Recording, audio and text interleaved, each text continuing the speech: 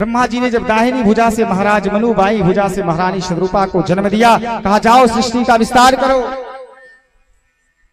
अब दोनों लोग हाथ जोड़ करके खड़े हो गए, प्रभु पिताजी सृष्टि का विस्तार तो मैं अवश्य करूंगा, लेकिन सृष्टि विस्तार कैसे हो, पृथ्वी तो जलमग्न है, पृथ्वी है ही नहीं तो सृष्टि का विस्तार कैसे हो। इतने में सो ब्रह्मा जी महाराज को छींक आ गई और ब्रह्मा जी के नासिका से श्रवण रंध्र से एक बढ़िया सूकर प्रकट हुआ और वही सूकर 12 भगवान धीरे धीरे करके बड़े हो गए। बोल 12 भगवान की जय। 12 भगवान का प्रागट हुआ।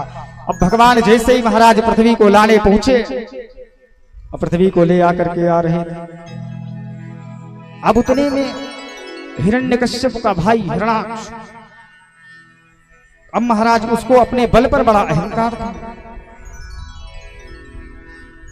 एक दिन हिरण्याक्ष ने कहा अपने भाई से, हिरण्यकश्यपु से, कोई मुझे ऐसा योद्धा बताओ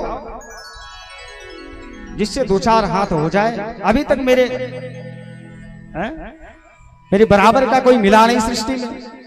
हिरण्यकश्यप ने कहा जब कोई मिला नहीं तो एक काम करो, दिग्विजय करने के लिए निकल पड़ो, कोई ना कोई अवश्य मिल जाएगा। आप सो महाराज निकल पड़ा दिग्विजय करने। और जैसे दिग्विजय करने निकला, अब गर्जना करते हुए सबसे पहले कहां पहुंचा, बोले वैकुंठ में। और जैसे देवता देखे महाराज, सारे देवता 1 2 3 हाँ वैकुंठ छोड़ करके भगने लगे। अब जब देवताओं को एक को भी नहीं पाया ना तो क्रोधित हो गया। सोचा एक आध देवता तो जल में भी रहते हैं, वरुण देवता, सोचा पहले इन्हीं से निपटते हैं। और सो महाराज समुद्र में पहुंचा, एक गदा का प्रहार किया, समुद्र का जल बीच से फट गया और फट गया जैसे ही समुद्र में प्रविष्ट हो गया और प्रविष्ट होकर के वरुण देव को पकड़ दिया। महाराज 2-2 हाथ हो जाए। अब वरुण देवता को बड़ा खराब लगा, 80 वर्ष की अवस्था। अब लेकिन क्या करें, ज्यादा बोले तो 2-4 पर भी जाए। वरुण देवता ने कहा देखो भैया मैं बुढ़ा आदमी, मैं लड़ूंगा क्या, लेकिन हाँ मैं आशीर्वाद अवश्य दे सकता हूं कि चिंता मत करो, आपकी इच्छा बहुत जल्द पूर्ण होगी। कोई ऐसा मिलेगा लड़ने भिड़ने वाला जिंदगी भर मन नहीं करेगा। अब महाराज वहां से तो निकल पड़ा। अब सो रास्ते में नारद जी श्रीमन नारायण नारायण करते जा रहे थे। जैसे ही नारद जी को देखा सो पकड़ लिया, बाबा केवल नारायण ही करना जानते हो कि लड़ना भिड़ना भी जानते हो। नारद जी ने कहा देखो भैया मैं लड़ना भिड़ना तो नहीं जानता, लेकिन लड़ाना भिड़ाना अच्छे से जानता हूं। अच्छा तो बाबा लड़ा भिड़ा दो। देखो अभी अभी एक महापुरुष प्रकट हुआ है जो पृथ्वी को लेकर भगा है, और जल्दी से जाओ। यदि उस व्यक्ति से अगर आपका युद्ध हो गया ना तो जीवन भर के लिए ये लड़ने भिड़ने वाला चक्कर समाप्त हो जाएगा। अब सो महाराज उसको तो लड़ने का भूत ही सवार था। सो पहुंच गया भगवान के पास और सो भगवान को ललकारने लगा। भगवान को जंगली सूकर कह करके पुकार रहा है। भगवान ने कहा वो तो ठीक है, मैं जंगली पशु हूं, वो तो ठीक है, लेकिन मैं जंगली पशु हूं, लेकिन तुम जैसे ग्राम सिंहों से मैं डरने वाला नहीं हूं। अच्छा कुछ लोग सोच रहे होंगे ग्राम सिंह यानी गांव का शेर। देखो ग्राम सिंह माने गांव का शेर नहीं होता, संस्कृत भी बड़ी ऊटपटांग है। ग्राम सिंह माने गांव का कुत्ता। तो भगवान ने कहा देखो मैं तुम जैसे कुत्तों से डरने वाला नहीं हूं। और दोनों में खूब युद्ध जम के हुआ। हिरण्याक्ष ने कहा देखो इस पृथ्वी को तभी ले जा सकते हो या तो मुझे पराजित कर दो या तो पृथ्वी को ही रख दो। वही छुपा के ले ही गया।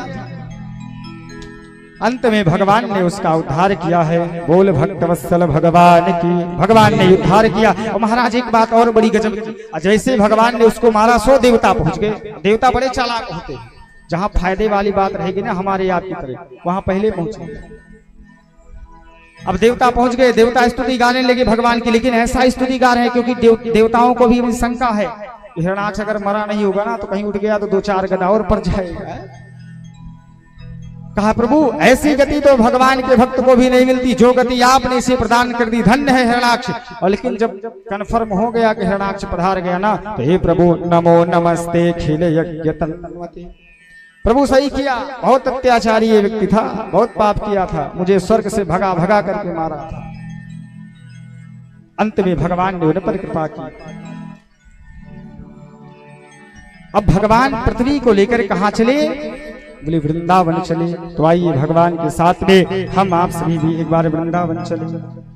चलो मन वृंदावन पियो, चलो मन वृंदावन पियो, चलो मन वृंदावन पियो, चलो मन सब लोग पियो, वृंदावन कियो,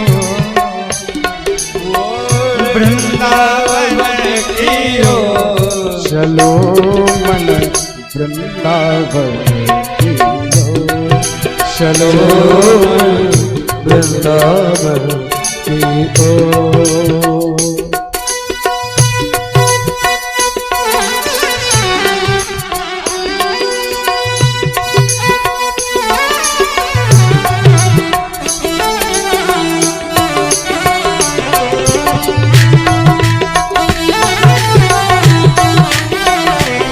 और वृंदावन की पहचान क्या है? हर घर तुलसी ठाकुर सेवा, हर घर तुलसी ठाकुर सेवा, हर घर तुलसी ठाकुर सेवा, हर घर तुलसी ठाकुर सेवा, दर्शन गोविंद जी को चलो मन वृंदावन, चलो वृंदावन सब लोग चलो। राधे राधे वृंदावन की ओर।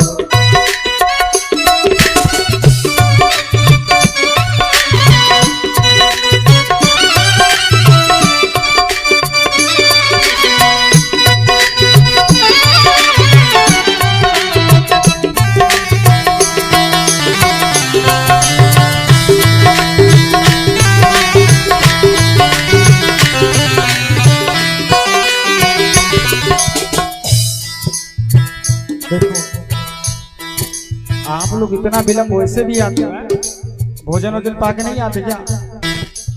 महाराज दिन भर फलाहार रहते फिर भी गाते हैं। अब आप लोग खा करके आते फिर भी नहीं गा पाते। जहाँ विराज राधा रानी, जहाँ विराजे राधा रानी, जहाँ विराज राधा रानी, जहाँ विराजे राधा रानी, नटवर नंद किशोर,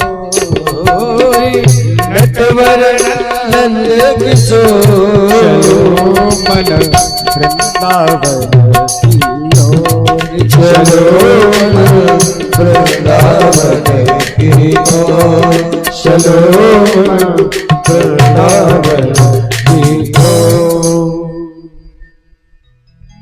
भगवान ला करके वृंदावन में पृथ्वी को स्थापित किया और सृष्टि का प्रादुर्भाव यहीं से प्रारंभ होता है। अच्छा, सृष्टि का विस्तार कैसे हुआ? देखो, यहीं से मैथिली सृष्टि का भी प्रादुर्भाव हो रहा है, यानी पति और पत्नी के सहयोग से जो संतानें प्राप्त होती है। पहले तो सब यज्ञ से, मंत्र से, मन से, वाचा से, कर्मणः से, लेकिन यहीं से मैथिली सृष्टि का उत्पत्ति होती है। मैथिली सृष्टि की कि पति पत्नी के सहयोग से संतान उत्पन्न होगी। तो हम आप सब किसकी संतानें हैं? बोले महाराज मनु और महारानी सतरूपा की।